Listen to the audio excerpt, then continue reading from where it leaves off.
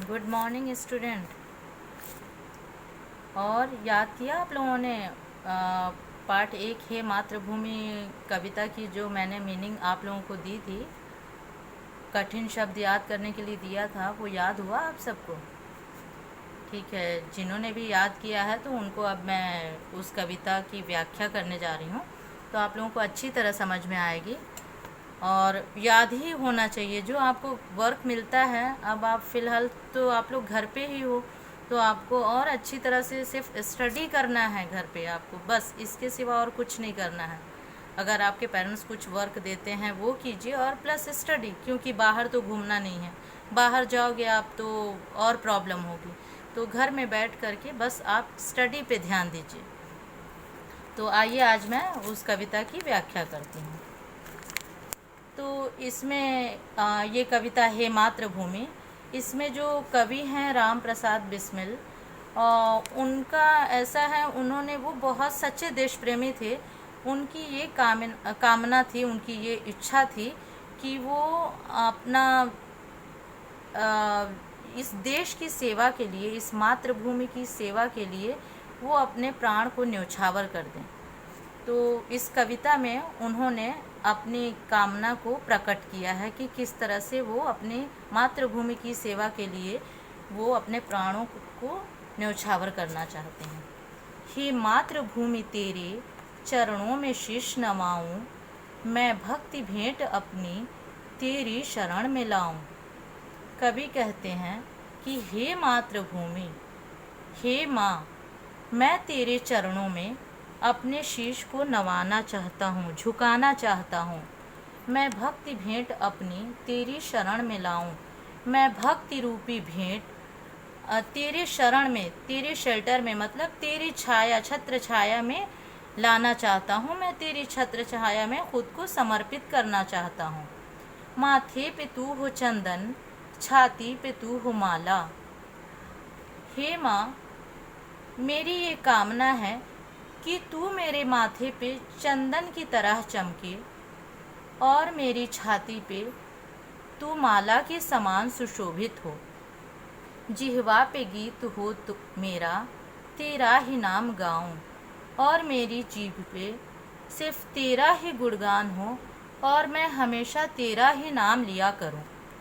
जिससे सपूत उपजे श्री राम कृष्ण जैसे, जिस धरती पे इतने महान हस्ती श्री राम और कृष्ण जैसे सपूत यानी अच्छे पुत्रों ने जन्म लिया हो, उस धरती की धूल को मैं अपने शीश पे चढ़ाना चाहता हूँ।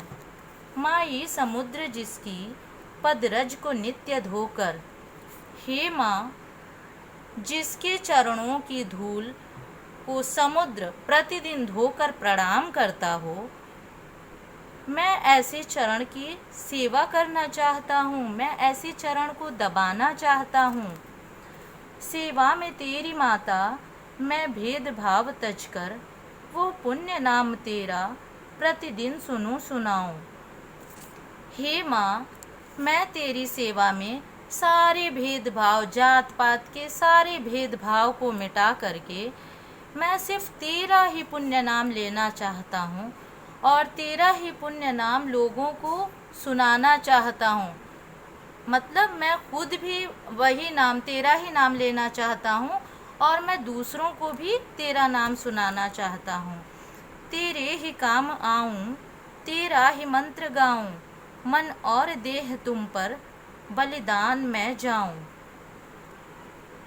अब इस कड़ी में कवि क्या कहना चाहता है? मैं मंत्र के रूप में तेरा ही नाम जपता रहूं। मंत्र पढ़ते हैं ना, जपते रहते हैं, तो वही कह रहा है कवि कि मैं मंत्र के रूप में सिर्फ तेरा ही नाम जपता रहूं। जिस भी रूप में हो सके मैं तेरे लिए ही समर्पित रहूं, मतलब तेरे लिए ही मैं न्यौछावर रहूं। हर समय, हर क्षण, जो भी मेरे जीवन का पल है, मैं वो तेरे लिए समर्पित कर दूं। तो इस कविता को सुनने और समझने से आप लोगों को क्या समझ में आया? मतलब हर पाठ का कोई ना कोई उद्देश्य होता है। जो भी कविता, जो भी चैप्टर लिखे जाते हैं, हर चैप्टर के पीछे कोई ना कोई उद्देश्य होता है, एम होता है। तो इससे हमें क्या उद्देश्य मिला, इस कविता से हमें क्या सीख मिली, कोई बताएगा?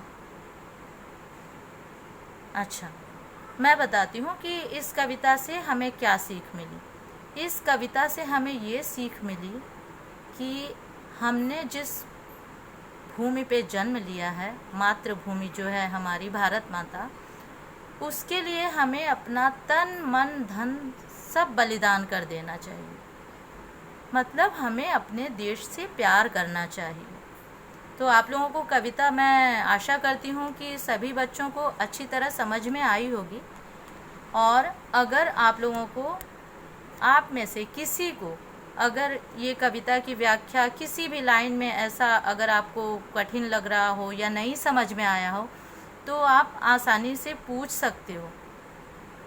क्योंकि हम लोग देखिए अभी तो ऑनलाइन है, तो हम लोग कभी भी देखते हैं बच्चों का, जब भी कुछ क्वेश्चन आता है तो हम रिप्लाई करते हैं जब भी मोबाइल लेते हैं हाथ में। तो ये नहीं कि हमारा पीरियड ख़त्म हो गया है तो हम रिप्लाई नहीं करते हैं, नहीं, आपको पूछना है।